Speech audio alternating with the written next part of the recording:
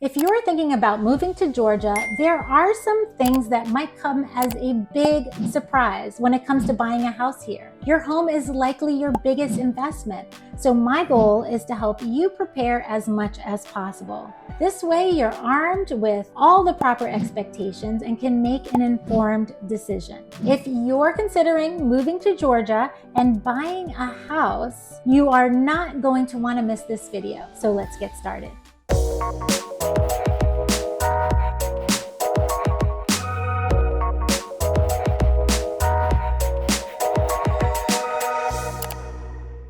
Hi, my name is Tanya Cristiano, and I'm a real estate agent here in the North Metro Atlanta area. And I specialize in helping families relocate to Georgia and buy a home. So if you're moving to Georgia, give me a call, shoot me a text. I would love to be your realtor and help you make a smooth transition to my home state of Georgia. Today, we're going to delve into the top 6 things that you will need to know before buying a house in Georgia. Starting with number 1, neighborhoods and HOAs. In Georgia, most homes are located inside of neighborhoods or subdivisions. Of course, you can find homes that are not inside of a subdivision. For example, I know some custom home builders that will develop small pieces of land and build a few custom homes on that land. There are also some older homes that sit on main streets and that are not within a subdivision. But I would say that 95% of all homes are inside of subdivisions. And there are a lot of perks for being inside of a subdivision. For one, you're usually removed from the main road, which is nice for people who have kids or animals. Another positive is that collectively you share the amenities. So a lot of times you have access to these big pools and tennis courts and pickleball courts and parks and clubhouses. And those amenities are maintained collectively by the community through homeowners association dues. A homeowners association, or an HOA, is an organization that sets or enforces rules and regulations for the houses within that community. Most communities have a mandatory homeowners association that you are required to join when you buy a house within that community. And you are required to adhere to all the established rules and pay dues to support the association's activities.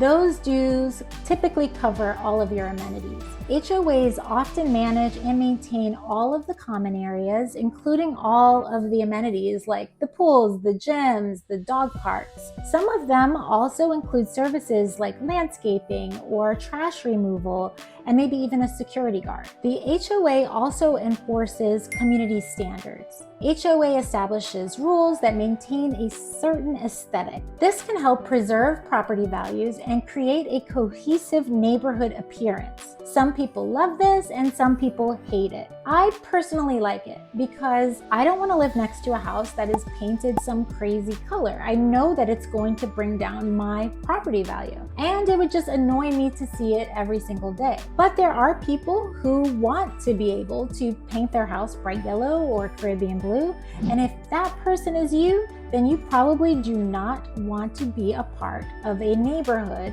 that has a homeowners association. As much as some people may hate HOAs, the truth is that overall they help keep your property values up. And as a realtor, it's actually very easy for me to drive into a neighborhood and I'm able to tell whether or not they have an HOA. Neighborhoods without HOAs will typically have some homes that need work or attention on their exterior, or their lawns have been neglected, and sometimes you'll even see some broken down vehicles on the street, all kinds of things. And those types of things can really deter potential buyers from wanting to buy within that community. So before you make a decision on whether or not you want to be in a community that has an HOA, definitely sit down and really think about the pros and cons, because sure, they can be annoying at times, but there are a lot of benefits that come with that as well. So just sit down and figure out what is more important to you. Number 2, septic versus sewer. A lot of people worry when they find out that a house that they're interested in is on a septic as opposed to a city sewer. But septic systems are very common here in Georgia. Typically, if you're buying a home where you have these larger lots, maybe in a smaller subdivision that's a little bit more remote or not off of a main road, chances are you may have a septic tank. When I was building my house, I was fortunate that a new development came in right next to me, and I was able to run sewer from that development to my house. But as I did that, I learned that running sewer is actually extremely expensive. I only had to run my sewer about 300 feet roughly, and it cost me about $40,000. So you can imagine that if you had to run a sewer for a mile, the cost would be astronomical. People are sometimes under the misconception that having a septic tank is going to be a massive pain in the butt or incur a bunch of maintenance costs. But the truth is that septic tanks have come a long way and can last for decades. The important thing you need to know is that you need to have it pumped every 3 to 5 years, and that's probably going to cost you from $400 to $500. If you properly maintain your septic tank, you shouldn't have to worry about any major costs or repairs. And if you're buying a resale home with a septic tank, it's a good idea to have a septic inspection done to make sure that the septic tank has been properly maintained. One big thing to consider is that if you plan on putting in a pool in your backyard, knowing the exact location of your septic field is critical because a lot of them are installed directly behind the house, which is typically where you want your pool to be. So relocating that system is definitely something that could carry a hefty price tag.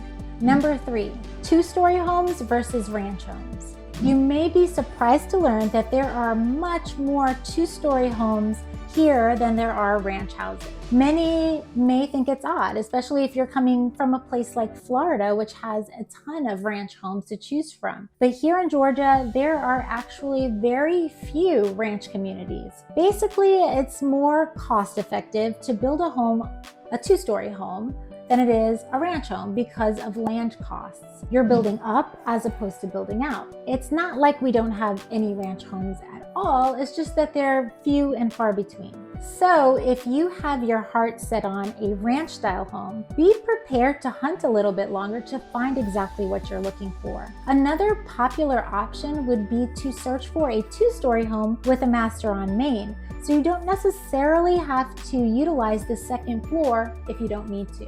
The exception to this would be 55 and older communities, which are basically all ranch style homes. So that is another option for you if you fall into that age group. Number 4, flood insurance versus termite bonds.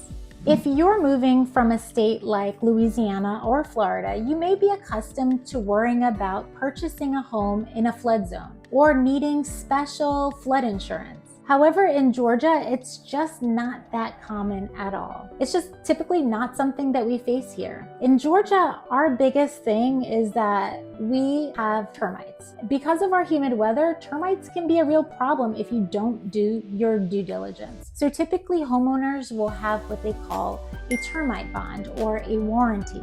The warranty company comes out and sets up these traps around your house, and then they visit annually to inspect the traps and see if you have any termite activity. This is really not that big of a cost, maybe $500, $800 initially, and then $300 a year to maintain it. Whenever I'm working with a buyer, I always make sure that there is a termite bond in place and that that bond is transferred to my homeowner at no additional cost.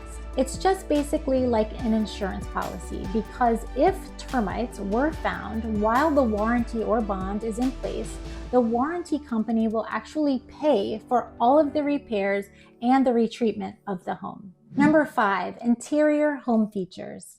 Flooring. Sometimes people are shocked to find out that the majority of homes here in Georgia do not have a lot of tile. Tile is typically something used in your bathrooms and your laundry room, but that's about it. It's very popular for homes in Georgia to have mostly wood floors or LVP. LVP, or luxury vinyl plank, has a wood look, but it's less expensive and it's actually much more durable. You'll see hardwoods or LVP in your kitchen, in the foyers, in the dining areas. Also, a lot of times they'll be in the living room, hallways, and staircases. Carpet is usually reserved for the bedrooms, but now I'm seeing a lot of new construction homes doing away with it altogether and just having hardwood floors throughout the entire house, which I'm a big fan of. I know that it's nice to step out of bed and have a soft, comfortable surface under your feet, but I prefer to do area rugs. That way they're easily replaced and easily cleaned, especially if you have animals. Air conditioning. Some people who are relocating to Georgia are pleasantly surprised to find out that air conditioning throughout the entire home is pretty much standard here in Georgia. I would say that 99.999% of the homes that were built in this century have full central heating and air. In fact, it would be really hard to sell a house here in Georgia if it didn't have central heating and air. And it would be very uncomfortable to live in a house without air conditioning, unlike California that has beautiful, mild, breezy weather all the time. You can just open your windows. I have actually found that a lot of people who live in Georgia never open their windows at all. In fact, I have some friends that recently built a custom home and they did it with mostly fixed windows or picture windows that don't open at all. I think that people just don't want to deal with the bugs and the pollen coming into their house, especially if you have allergies. So they just kind of keep their windows closed and their central heating and air running at all times. I'm probably in the minority here because I do open my windows when we're having really nice weather. And I'm always surprised that people will tell me all the time that they never open their windows at all. I like to do it. I like to air out the house every once in a while, but it's not something that I do very often. It's probably maybe 20 days out of the year. Number 6, basements.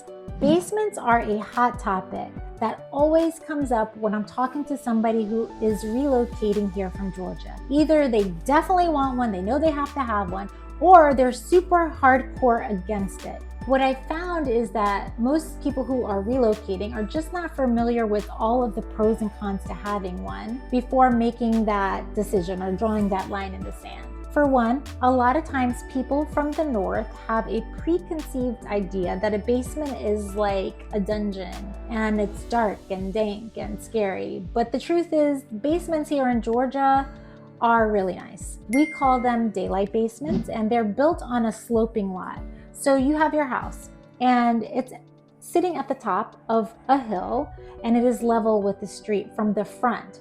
But from the back of the house, you can see all 3 levels. And because of that, the basement is able to have plenty of windows, allowing for lots of natural light. And a lot of times people finish their basements to the same quality as their other levels. So the basement just ends up being a completely normal extension of the house. A basement is a great opportunity to have some fun with that space. People will do full home theaters. They'll have game rooms with ping pong tables and pool tables. They'll put a gym down there and sometimes a really nice in-law suite.